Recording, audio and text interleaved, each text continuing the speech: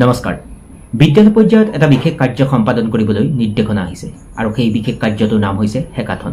প্ৰতি বছৰে বিদ্যালয়ত ছাত্ৰ ছাত্ৰীসকলৰ মাজত এই হেকাথন প্ৰতিযোগিতা অনুষ্ঠিত কৰিবলৈ বুলি কোৱা হয়।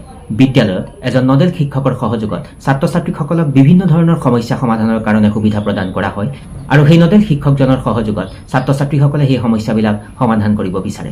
এই হেকাথনৰ প্ৰধান উদ্দেশ্যই হ'ল ছাত্ৰ ছাত্ৰীসকলৰ মাজত যি ক্ৰিটিকেল থিংকিং সূক্ষ্ম বিশ্লেষণৰ যিটো দিশৰ উৎকৰ্ষ সাধন কৰা আৰু এই হেকাথনৰ জৰিয়তে ছাত্ৰ ছাত্ৰীসকলে দলগতভাৱে কাৰ্য সম্পাদন কৰাৰ সুযোগ লাভ কৰে, তেওঁলোকৰ যিবিলাক আইডিয়া সেই আইডিয়াবিলাক শ্বেয়াৰ কৰাৰ সুবিধা লাভ কৰে আৰু ইয়াৰ উপৰিও সমস্যা সমাধানৰ কাৰণে দিয়া যিবিলাক বিষয় সেই বিষয়বিলাকৰ একেবাৰে ভিতৰলৈ গৈ সিহঁতে তাক সমস্যা সমাধানৰ কাৰণে সুবিধা লাভ কৰে।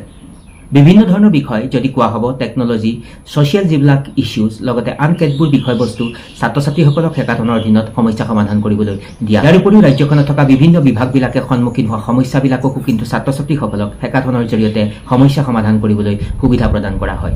পোনপ্ৰথমে বিদ্যালয় পৰ্যায়ত হেকাথন প্ৰতিযোগিতা অনুষ্ঠিত কৰা হয় আৰু ছাত্ৰ ছাত্ৰীসকলক ব্লক পৰ্যায়লৈ নিৰ্বাচন কৰা। ব্লক পৰ্যায়ত যদি কোনো ছাত্ৰ বা ছাত্ৰীয়ে এই হেকাথন প্ৰতিযোগিতাত নিৰ্বাচন হয় তেতিয়াহ'লে জিলা পৰ্যায়লৈ নিৰ্বাচিত হয় আৰু জিলা পৰ্যায়ৰ পৰা তেনেকৈ ৰাজ্যিক পৰ্যায়ৰ হেকাথন প্ৰতিযোগিতালৈ সেই দলটো নিৰ্বাচন কৰা হয়। গতিকে বিষয়টো অতি গুৰুত্বপূৰ্ণ, সেইকাৰণে অকণমান আপোনালোকক ক'বলৈ প্ৰয়াস কৰিলোঁ।